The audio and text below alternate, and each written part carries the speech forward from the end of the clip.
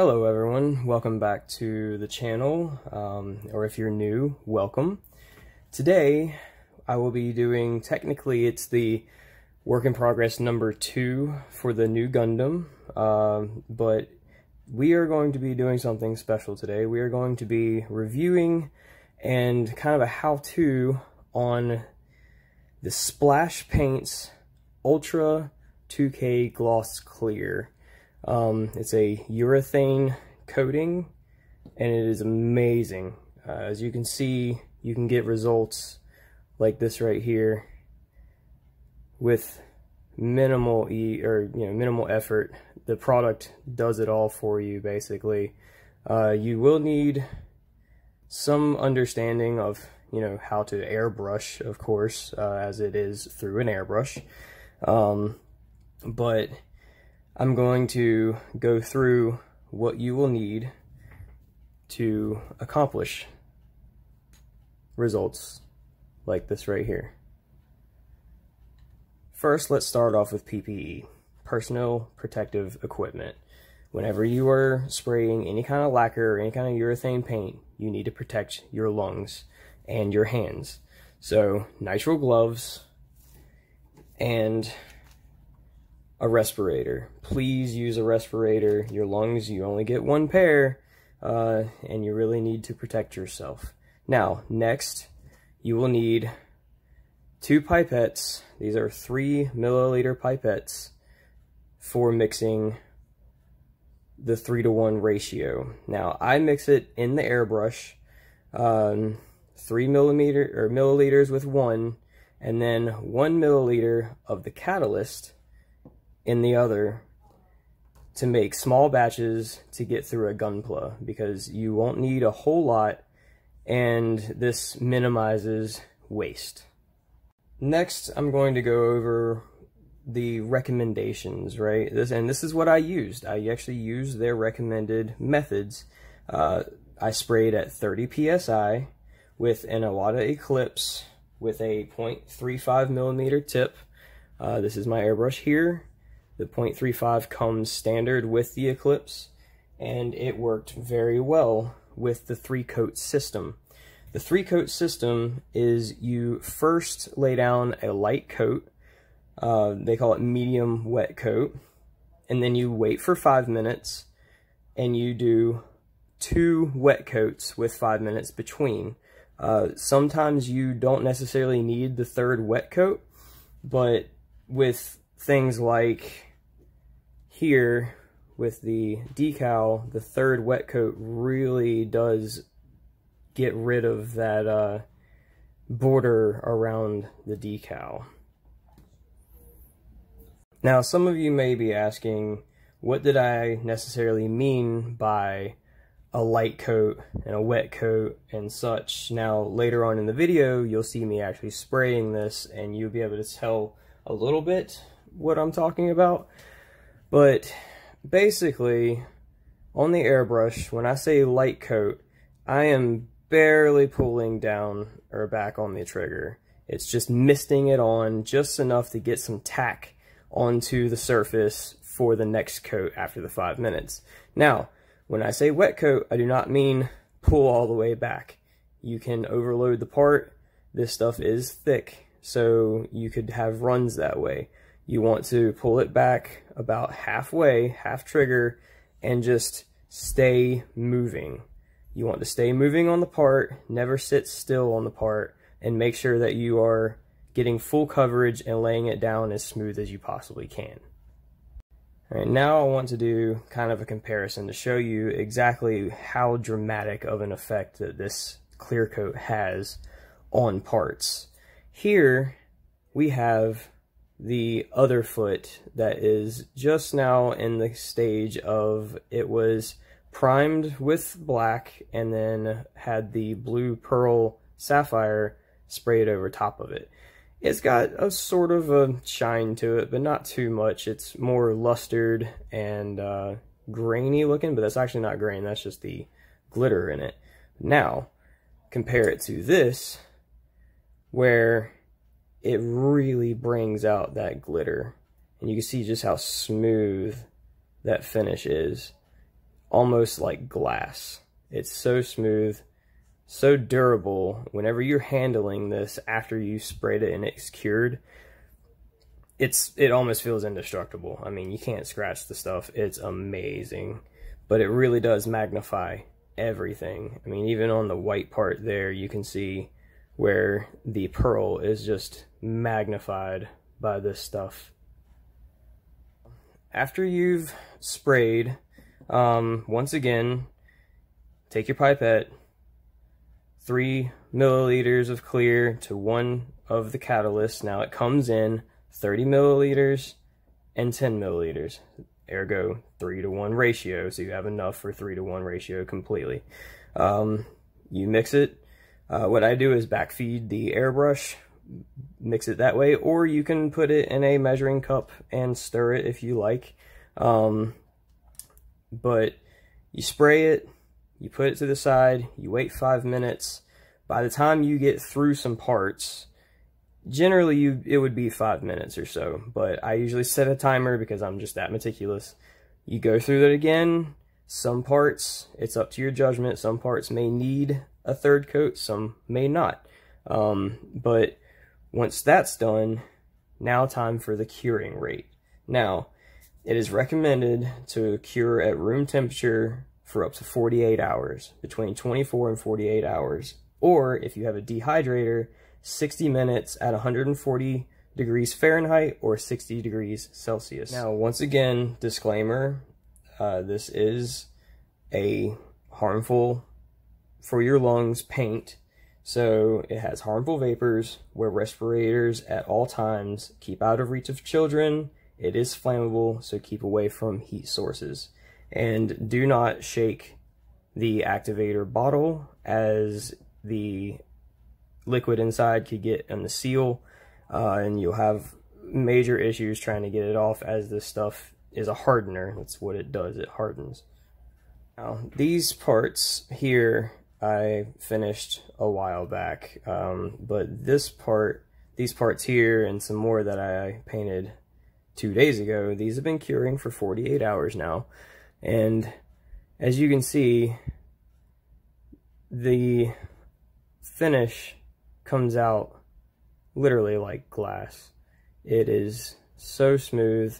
If you follow the directions that they give, it will come out like this every time. 30 psi, spray around 4 to 5 inches away from the part, and slow and steady wins the race. You want to keep the airbrush moving and never stop, but you want to go with slow, easy passes. And like I said, the flash times are very important to prevent runs.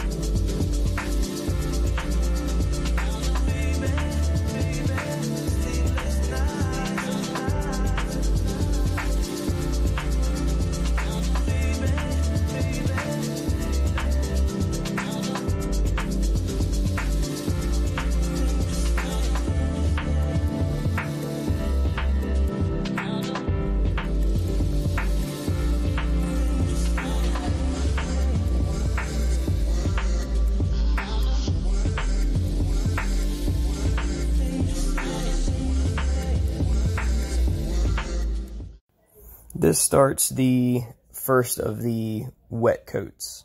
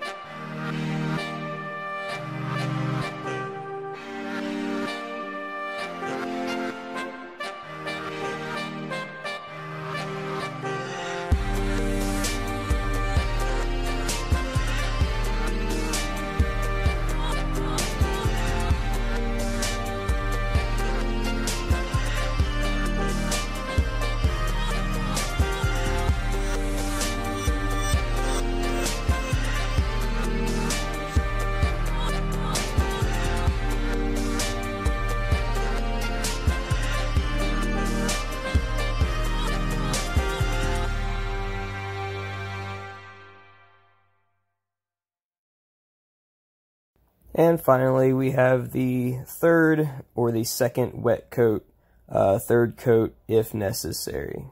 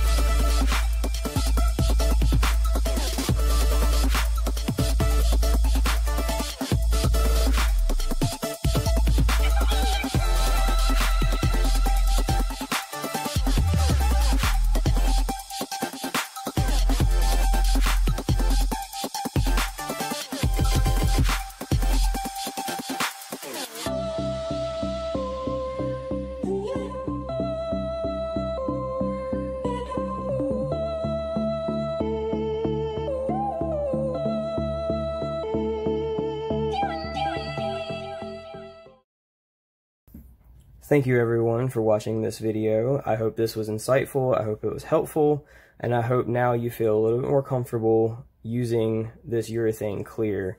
If you want to protect your paint and make it last much longer and have a great gloss finish, they also sell matte. So if you want it to have a great matte finish but have that durability to protect your work, this stuff is amazing. Now, it does not need thinning. It is just out of the bottle the way it is, perfect in my opinion. But if you were to want to thin it, they suggest using the Mr. Color Leveling Thinner. I usually run through my airbrush with it before putting any of this in my airbrush because it gets out any kind of contaminants that might be in it. I clean my airbrush thoroughly every use, but things do happen, so I want to make sure that that thing is clean before I put this stuff through it. I highly recommend this product. I'll have a link in the description below on where you can get it. And a like and a subscribe would be appreciated if you enjoyed the video, and I'll see you in the next one.